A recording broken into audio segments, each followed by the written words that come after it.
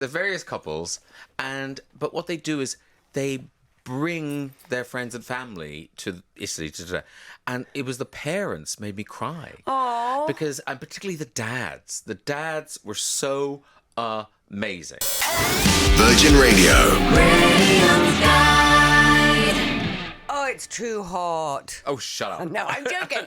I'm joking. We only have to have sort of, 20 degrees for a day, and everyone goes, no, it's too hot. This is too much now. Yeah, this too is much. too much now. See, look, I've got a summer dress on. You do. You look ever so summery. Are you liking my summer dress? Would It's you like to lovely. borrow with my It's summer dress? very nice. I am missing your velour shorts of last year. They must be in the house somewhere. Oh, have you lost them? No, I just, as you mentioned them, I thought maybe they were in Ireland. That's the problem with the chronically overly housed. Yes, let's not dwell on that, Graham. Let's not dwell on that. I've made a lovely garden, Graham, as I droned on about.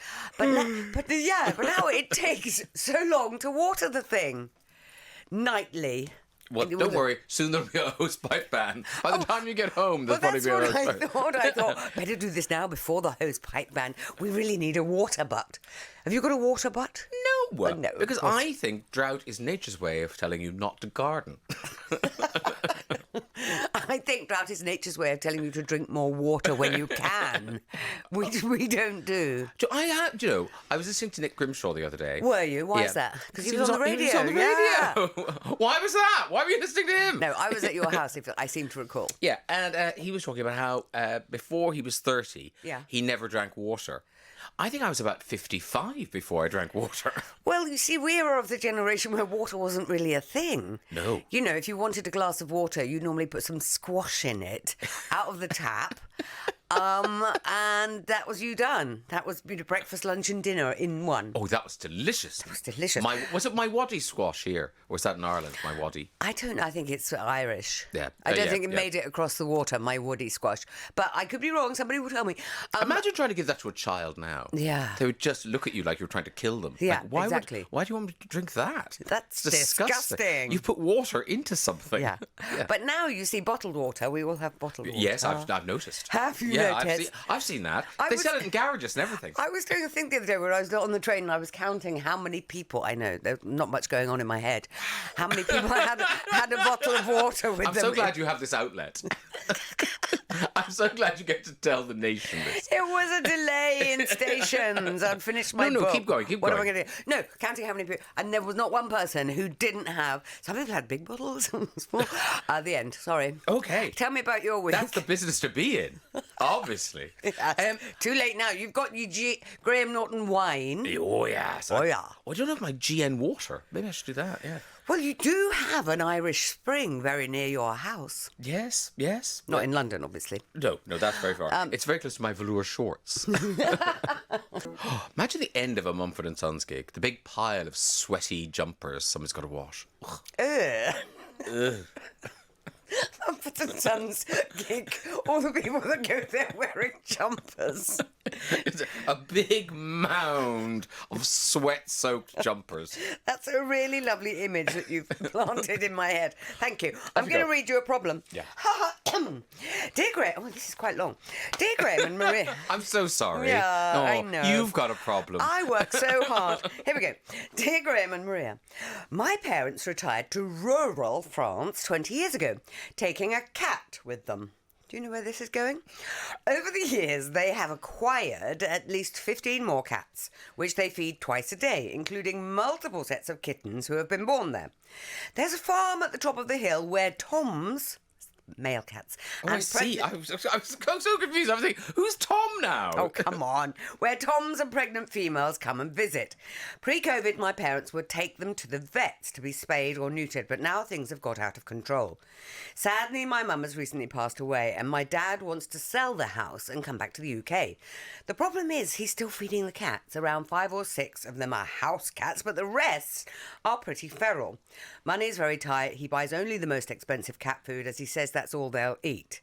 We have pointed out that he should be trying to make them less reliant on his food if he's going to leave the country, but he just will not listen. It's as if he has a mental block about the problem, and now living alone, taking care of these cats is really the only thing he has to do. There's now a new litter of 3 kittens aged around 2 months. I'm not keeping up with how many there are now. There seem to be no animal shelters in the area who can take them in. He could perhaps bring back 1 or 2, but not all of them. We're at our wits' end. Any suggestions? And that is from Susie in London. Susie in London, I'm genuinely stumped by the cat problem. It's a proper problem, isn't it? It is a proper problem. Yeah. What I'm feeling most is sad for your dad, because I think what he's done, it's really hard to lose a partner after many, many years. Your mum has passed away. He has just turned all his attention onto these cats. And that's kind of all he's thinking about, really. It's something they did together, and now he's doing it alone. And it is out of control and out of hand. It's difficult for you, Susie, in London, because you're in London and he's in France, so you can't wean him off. I mean, so I would just say, trying to be practical first and foremost, he must have French friends who can help, who can maybe put up leaflets on trees or whatever in the village, in the rural area of France, to say, would you like a cat? You can really only rehouse the ones that live in houses. The feral ones will just have to, they have 9 lives after all. And as you were saying, Graham, there must be mice in France. There must be French mice. But posters or the French equivalent of the RSPCA. But I got a feeling they'll just say, meh, as the French do. Very good, very good. I did do a bit of the shoulders there. Meh. Yeah. And just say, cats are cats. We don't really, See, I'm thinking... Yeah.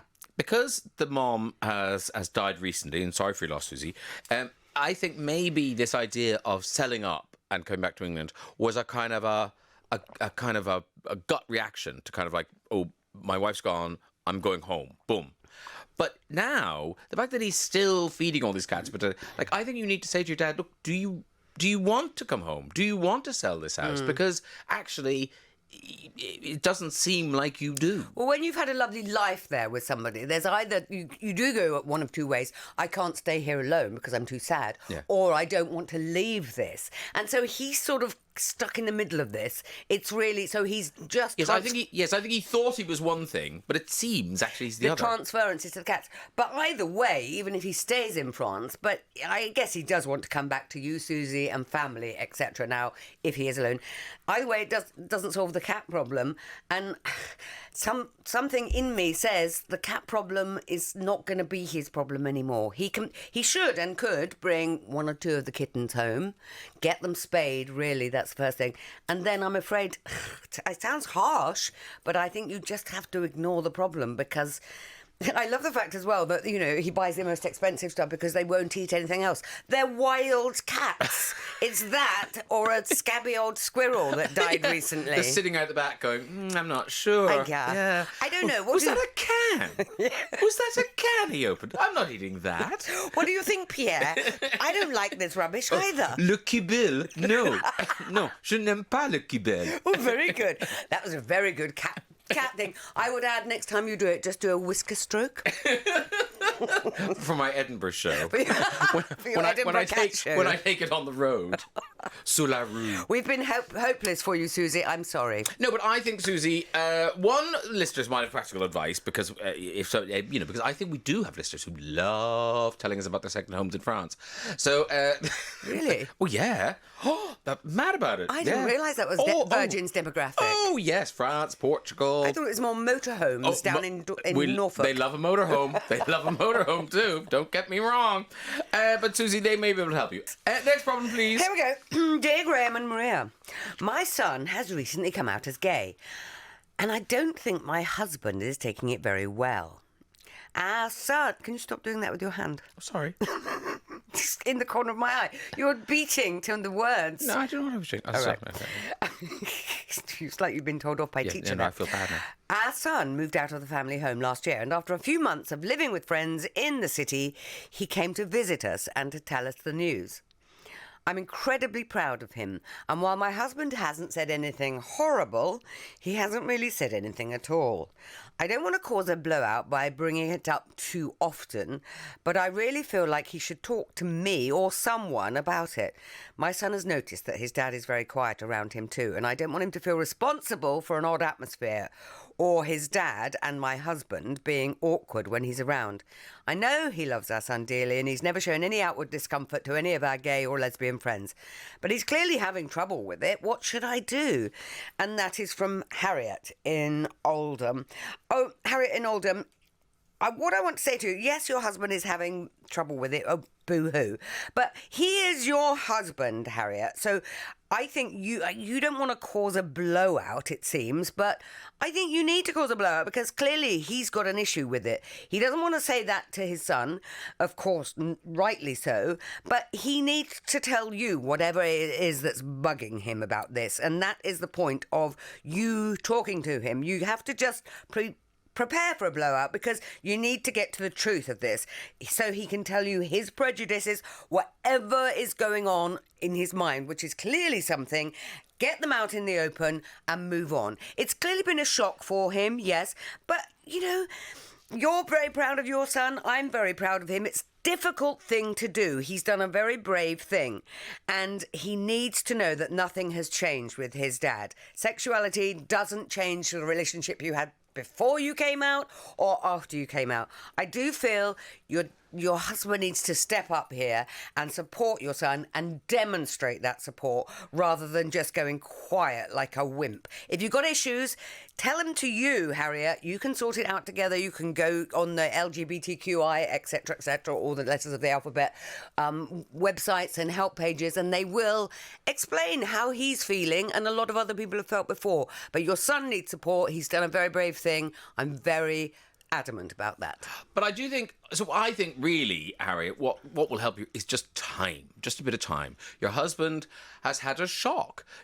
He imagined a life for his son, and now it's going to be a different life. Well, that's why he needs to tell his wife what his prejudices are. But I suppose what he doesn't want to do is, I suppose, he doesn't want to turn it into a thing either. Because if you kind of think, well, if I say this, then, Harriet will feel like she's got to, it's going to turn... He needs to discuss it with someone, because at the moment it's festering. Yes, I feel like he should talk to someone, and I think maybe Harriet could quietly suggest that to him. Not in a big, fancy way, because the thing is, it's not like he's... oh, no son of mine. He's not that guy. So I think let's not be too quick to paint him as the bad guy. Okay, no, I'm not. But I also think it's very hard for his son to have come home and done that, which is, let's not underestimate that is a big deal. So difficult. And he needs the support. So even if you're feeling, oh, no grandchildren, no whatever, and of course that's not true. Everybody can have children these days. You can have surrogacy, etc. But whatever he's feeling, you suppress that momentarily and you hug your son and you go, that was a brave thing to do. Well done. I love you. I support you. Nothing has changed.